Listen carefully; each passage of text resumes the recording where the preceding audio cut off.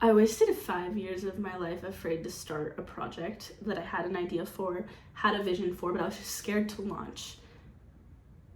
Everyone's gonna tell you, oh, just start. Just start before you're ready. Start before you're ready. Expose yourself. Just post a video.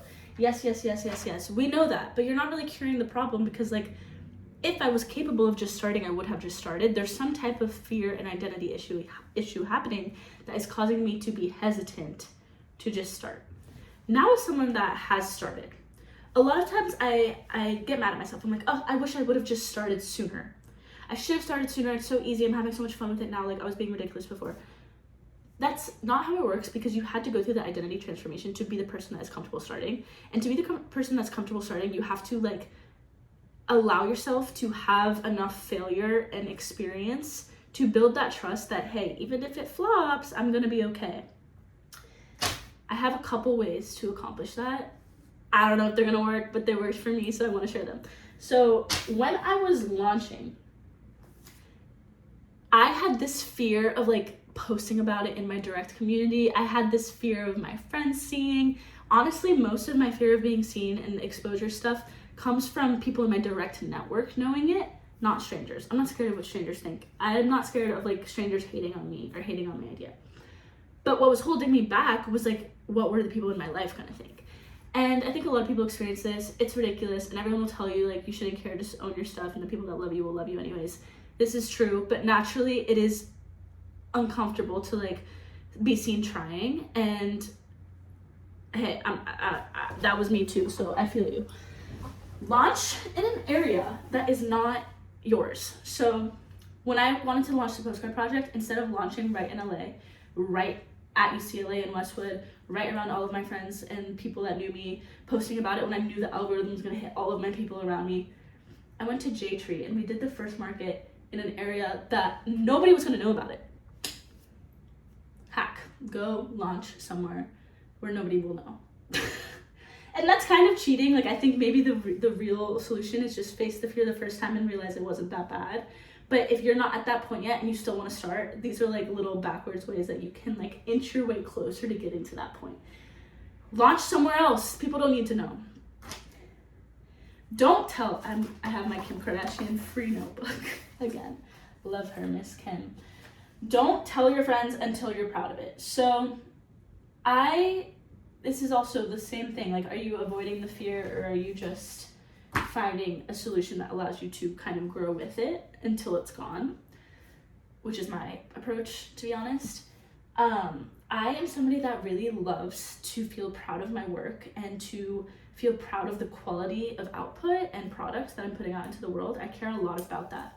And what happens sometimes when you're an artist or entrepreneur that has visions and big dreams, there's a taste gap that occurs between, like, your skill set now, what you're able to actually output now, and the taste and quality, like the standard you have for taste and quality that exists in your mind and in your vision.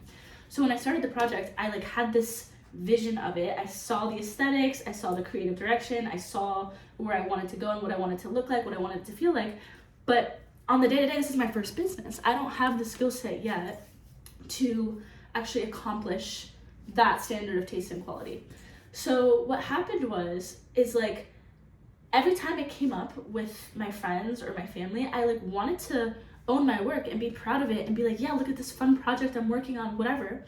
But realistically, I didn't feel that yet. I didn't feel that I had that level of pride where I wanted to show it off to my direct network, because my direct network knows everything about me. They know how I think, they know the work I do, they know how I act and, like, what I want out of my career. So the minute that my direct network is looking at it, I feel experiences of judgment and perception that, even if they're coming at it with their best intentions and I know that they love me, it distracts from the flow of my creative process, because I need to just continue working on it until it feels like it's a done body of work.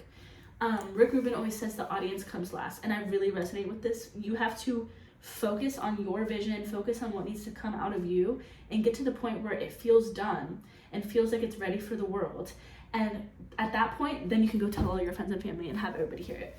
Because at that point, you're gonna feel so proud and strong about it, because you've invested so much time and energy, and, like, the ups and downs of your process have solidified into an outcome, that at that point, it's like, okay, I don't care what anybody else thinks. I know that I can own my work and I can own my shit because I did it and I'm there.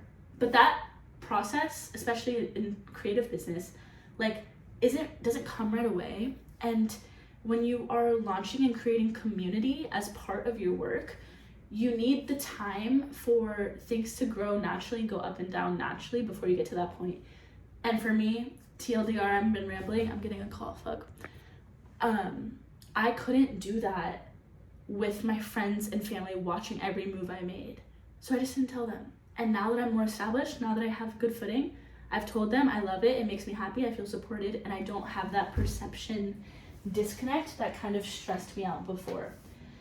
All right, make the wins, my next tip, make the win about exposure, not outcome. So redefine the win. When you are scared of launching or starting, a lot of times it's because it's scary, it's vulnerable, people could not agree with you, people are gonna judge you, you're not gonna sound clear, your communication skills are not there yet, your, again, taste and quality standard is not met. So you as an individual putting something out, it becomes vulnerable and frustrating to witness that and see that and then put it out and like not have the views or reaction be as you might have hoped.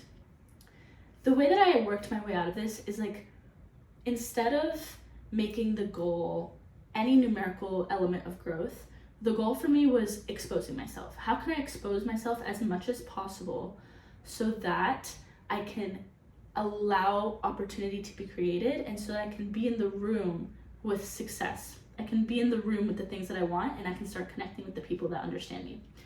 And by reframing the win as I did the aspect of exposure, I threw myself out there instead of, the call has to wait, I'm sorry. I'm in the middle of something. Instead of like, oh, what is the response? Boom, boom, boom. Now you can knock out videos. You can knock out pieces or paintings and you can like make them and show them to people and be like, yo, this is what I got. And the reaction doesn't matter at that point because you already won because you exposed yourself. That's just a little reframe. Like you just gotta redefine the win. Exposure, okay, and the last tip goes off of that one. Expose yourself over and over and over until it's not scary anymore. This kind of falls into the realm of social anxiety, confidence issues, fear of being seen, fear of putting your work out there, fear of launching a business. Talk to strangers, talk about your project, talk about your business, pitch your business, sell your business, go do door-to-door outreach, go do cold outreach through email. Any type of outreach, whether it's for your business growth, leads, strategy, or you talking to a stranger in the elevator about your idea, is building your muscle of being okay with rejection and building your muscle of, hey, I can talk about this well, I can talk about this clearly, and if you don't get it, that's okay because I own my work.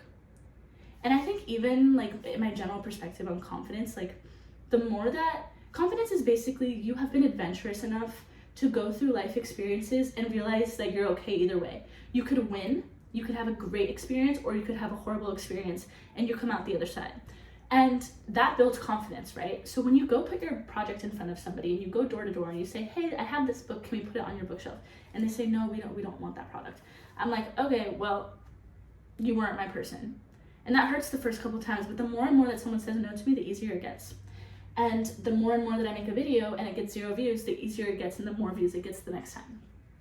The more and more I talk to a stranger comfortably in the elevator because I wasn't feeling awkward and afraid, the easier it is for me to have a random conversation with somebody that could have a massive opportunity for me. Like it just is a flow and comfort and natural state of being yourself where you are owning your project, owning your business, owning your art, and owning your voice in communicating it.